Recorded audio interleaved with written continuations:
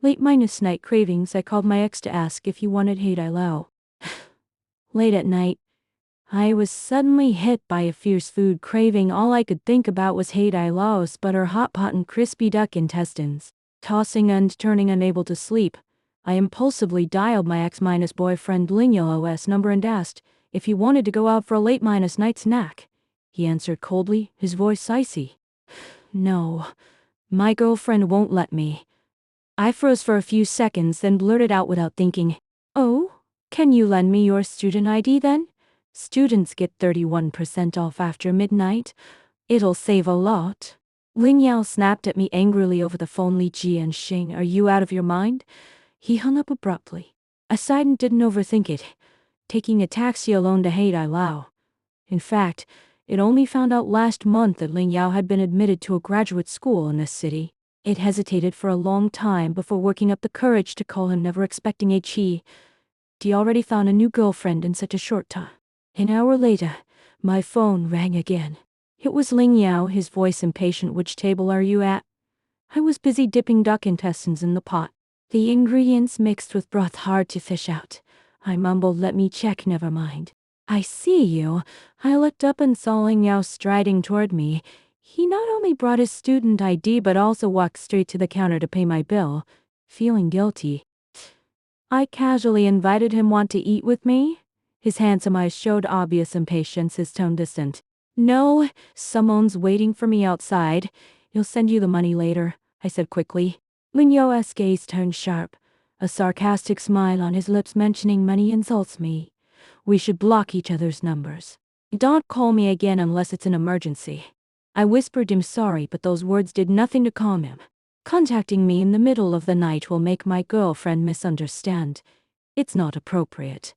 I pointed to his neck and said calmly, then give me back the scarf you're wearing. It's a gift from me. Ling Yao was clearly stunned, retorting confidently, why should I? It's mine now. You're being too controlling. Is it really okay to wear your excess gift while you're with your new girlfriend? I stood my ground. Just then, his phone rang. We both looked at the screen. The caller ID showed Suyu. Ling Yao's expression softened instantly. He answered the phone and turned away without a second glance. I stared at the boiling red soup, steam fogging my eyes. But all my appetite vanished, my heart sour and tight. When I walked out of Haidilao, fine snow was drifting down, the cold wind stinging my face. I saw Ling Yao carrying milk tea from a nearby shop. His new car was parked by the road, and a delicate long-haired girl sat in the passenger seat. Ling Yao carefully handed her the drink, then walked around to the driver's seat, his movements tender. The car pulled away, and the snow fell heavier, swirling through the air like the loneliness weighing on my heart. I walked slowly along the empty street, my thoughts drifting involuntarily to the snowy night before we broke up. It was the same weather, 12:30 p.m. It just finished my shift and didn't want to spend 30 Saxuan on a taxi. I called Ling Yao to pick me up. He rushed over without hesitation on his second-hand electric scooter. The road was icy and slippery, and on the way back, the vehicle suddenly skidded. We crashed to the ground, miraculously. I wasn't hurt, but Ling Yao was badly injured. A large patch of skin was scraped off his palm, his chin and knees were bruised, and his mouth was cut and bleeding. He was the one hurt, but I cried the hardest, scared and regretful, tears streaming down. At the hospital, he endured the pain of cleaning his wounds while whispering comfort to me. After he left, I was still depressed, filled with remorse. I wished he'd just paid for the taxi.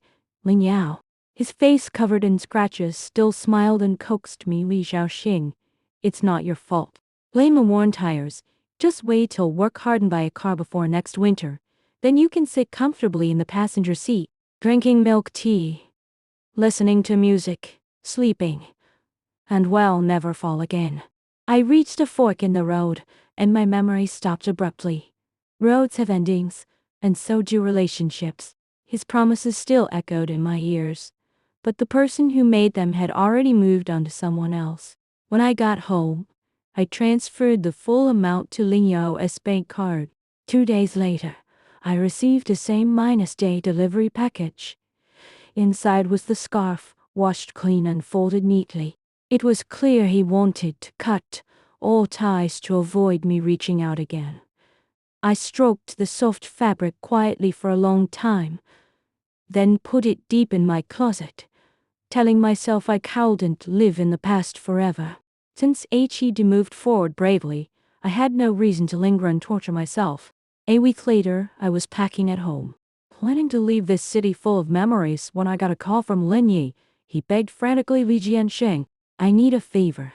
Act as my pregnant girlfriend and crash a blind date, please. I looked at my half-packed suitcase and initially refused. No, I'm leaving. Lin Yi paused, his voice more urgent. Leaving? Where are you going? Don't go if you haven't decided yet. Please, just help me one last time. He gritted his teeth and offered, attempting some 50,000 yuan. Be my pregnant girlfriend and crash the date. The pay was too good to turn down. I agreed immediately. Send me the location. I'm and address now. After hanging up, Lin Yi's messages popped up on WeChat. He stressed the blind date was stubborn and told me to act realistically, then transfer 50,000 yuan as a deposit. I took the money and started preparing right away. I dug out a fake pregnant belly prop from my old extra work, put on a slim-fit dress to make the belly look more obvious, and layered a long trench coat over it.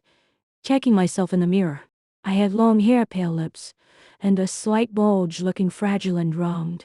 Perfectly convincing, I patted the fake belly proudly and headed out.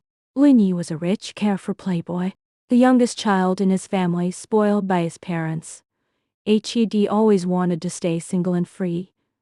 Unfortunately, his strict older sister forced him to get a job and then arranged blind dates for him. Lin Yi had a wild personality and only liked fun, lively girls, but his sister only picked women with strong careers or wealthy background. He cowled and stand pretending to be polite. For dates who took the hint, they depart amicably, but for those who fell for him and refused to back down, Lin Yi paid me to chase them away. It'd been an extra in short dramas before, playing over the top supporting roles, and Lin Yi liked my acting. He paid well, and it made good money working for him. Lin Yi had booked a high and reservation only restaurant. I gave his name to the staff, who led me to his table. From a distance, I saw Lin Yi slouching lazily in his seat, looking bored. Across from him, a woman sat straight and elegant, her back to me. I stopped and told the waiter I'd go myself. Lin Yi looked up and saw me, instantly perking up and sitting straight. I adjusted my fake belly and strode over, as Lin Yi watched expectantly. I raised my handbag and slammed it on his head, crying and shouting, "You bastard! You said you were working overtime. You lied to me, impregnant with your child, sick and throwing up at home, and you're here on a date with another woman." Lin Yi held up his hands defensively, pretending to call me Li Zhaoxing. Calm down. Let me explain. I don't want to hear it. I'm getting an abortion right now. I gotta end the act. And my fake belly started slipping. I turned slightly to fix it and froze. Lin Yao was sitting nearby, with the same long haired girl. She stared at me judgmentally, while Lin Yao's face darkened. He looked away coldly, as if he didn't know me, then calmly placed food in the girl's bowl, saying softly, "Eat before it gets cold." So this was his girlfriend. Embarrassment washed over me, a feeling I hadn't had in years. Then he chased after me. I snapped back to my senses, held my fake belly, pushed him away, and ran in panic, with him following close behind, the confused blind date calling out after us.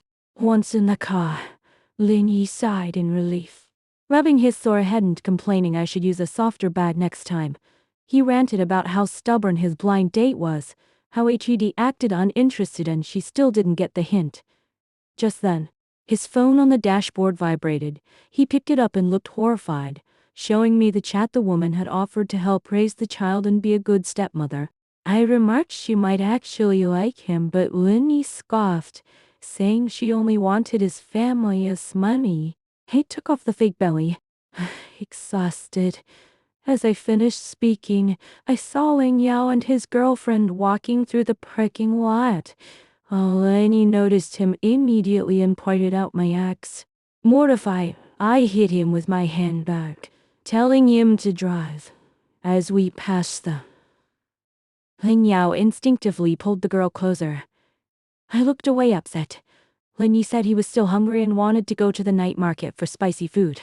He chattered nonstop, casually mentioning the girl was the CEO's daughter of a tech company, wealthy and powerful.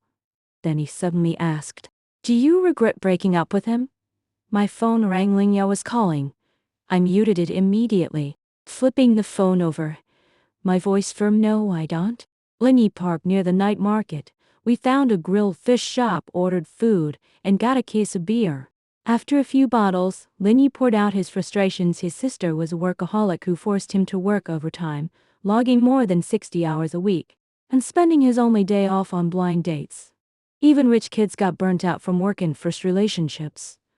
After dinner, I paid voluntarily, unusual for my thrifty self. Shocking Lenny. I held out my hand for the small change it covered, and we bickered playfully. Lin Yi called a designated driver to take me home. The warm air and alcohol made me sleepy. We arrived quickly. I opened the door to leave, but Lin Yi suddenly grabbed my wrist. His voice tinged with drunken sadness. "Li Ji and Xing, you said you're leaving. Is that true?" I tried to pull away, but he held tight. I nodded. "Yes, I've already packed. Why? Where are you going?" Lin Yi opened his eyes, staring at me clearly. "No reason. I just want to leave." "Haven't decided where yet," I replied vaguely. Lin Yi laughed, let go, and returned to his playful tone, asking when I'd leave. I said in a day or two, pushed the door open, and said goodbye. The cold wind made me shiver. Lin Yi ran after me, took off his coat, and wrapped it around me, saying we were partners in crime. He opened his arms for a hug. I refused in disgust, but he pulled me anyway, offering another 20,000 yuan before he could finish. Lin Yi was yanked away roughly, making me stumble. I looked up. It was Ling Yao. Without a word, he punched Lin Yi in the face. The two started fighting violently. I panicked, jumping up and down, afraid to get hit. Watching the dramatic scene, I was furious and anxious. I spotted the stunned designated driver and yelled, "Stop fighting, or I'll have you run them over." The driver backed away, terrified. I gritted my teeth, grabbed my handbag, and charged at both men, hitting them. "Stop or I'll drive into you myself." They finally stopped. Lin Yi touched his bleeding lip, furious. Yelling, Ling Yao started it. Ling Yao still looked fierce, pointing at Lin Yi and snapping at me after breaking up with me. "You ended up with this jerk." Lin Yi flew into a rage, ready to argue. I stepped between them, telling Ling Yao, "Enough. Go home, stop this." Ling Yao's gaze fell on my stomach, his face shocked pain, disbelief, and heartbreak flashing in his eyes. His voice was hoarse, as if his throat was raw. "You had an abortion for him." I instinctively touched my full stomach, hurrying to explain, "No, it's a misunderstanding. I'll explain later." Ling Yao sneered, his voice shaking with anger. "Li Jianxing, you've really grown up. Selling yourself cheap just for money." That snapped my last nerve. My body moved before I could think. I slapped him hard, voice trembling and furious. "Are you done? We broke up ages ago. Who are you to judge me?" Ling Yao turned his head, stunned. After a few seconds, he calmed down, touching his cheek, laughing bitterly. "Fine.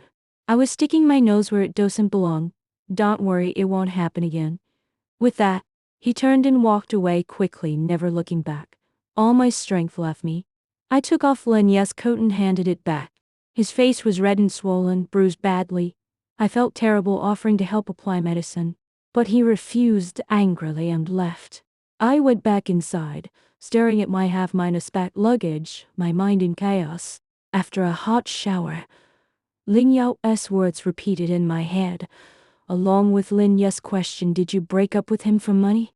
The answer was yes and no. Ling Yao and I were childhood friends who both suffered. When I was 13, my family went bankrupt and we moved into a run-down apartment. My happy family fell apart overnight. My father obsessed over getting rich again, borrowing money and wasting what little we had. My mother, still vain, ran up debt buying useless things. My once loving parents turned bitter, fighting non-stop. I couldn't even pay class fees, was scolded by teachers, isolated, and bullied at school. Everyone knew I was a deadbeat's daughter. Those days were oppressive and painful. All I wanted was to grow up and escape. Ling Yao, who lived downstairs, was just as unlucky.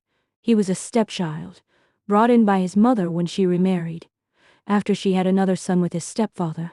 They couldn't afford to raise him, so they gave him away for adoption 3 times. Each time, Ling Yao ran back home, exhausted but determined. Finally, a kind college professor couple took pity on him and adopted him, giving him a stable life. But 7 years later, his stepfather's family died in a car crash. His mother, now paraplegic, came back begging for Ling Yao to return to her.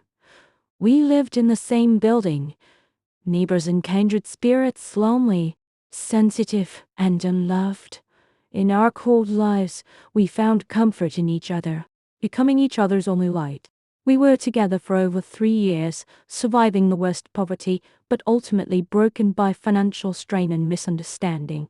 He fought with his loving adoptive parents to buy me a car as promised. I took part-time jobs to earn more money and was misunderstood by him. Arguments grew frequent, resentment built up, and the endless poverty crushed us. On the day we broke up, I cried that I was too tired, that I couldn't wait anymore. He stared at me with red eyes, unable to speak. I thought we'd never cross paths again, but a late-night hot pot craving and a ridiculous acting gig had tangled us back together. A few days later, Ling Yao showed up at my door again, his eyes red, smelling faintly of alcohol, staring at me silently. I grew annoyed, demanding what he wanted. He asked hoarsely if I was really pregnant. I explained helplessly that Ling Yao and I were just acting. The belly was a prop. I wasn't pregnant at all. Ling Yao's tense body relaxed instantly. He pulled out a bank card and pressed it into my hand. Sincere and pleading, there's 200,000 yuan in here, all my savings from years of work. Li Jianxing, stop hurting yourself for money. Stop these ridiculous acts. Come back to me. Please. I held the thin card, my fingers burning, my heart churning. Haid never let me go. Haid worked so hard for graduate school, pushed himself to make money, all to be worthy of me, to give me a stable life. He said Sue wasn't his girlfriend, just a blind date his adoptive parents arranged. Haid never loved anyone else. Snow began to fall again, landing on our shoulders. Ling Yao held me tightly, his voice breaking, repeating his apologies, begging for one more chance, promising to give me everything I wanted. And 6 months of grief, longing, and resentment burst free. Some love never truly disappears. It's just buried by reality, and when the right person reaches out, it comes rushing back. I looked up at Ling Yao, his red eyes filled with sincerity, and nodded gently, my voice tearful. Okay, let's start over. Ling Yao's eyes lit up instantly, as if Haid found the most precious thing in the world, holding me even tighter. A sudden late-night food craving, an impulsive phone call, and did come full circle, finding the love it lost long ago. True fate, even with detours and years apart, always brings two people back to each other. This time, we wouldn't be trapped by poverty, defeated by reality. We'd hold each other's hands and walk forward properly, making up for all the lost tenderness and happiness we'd missed.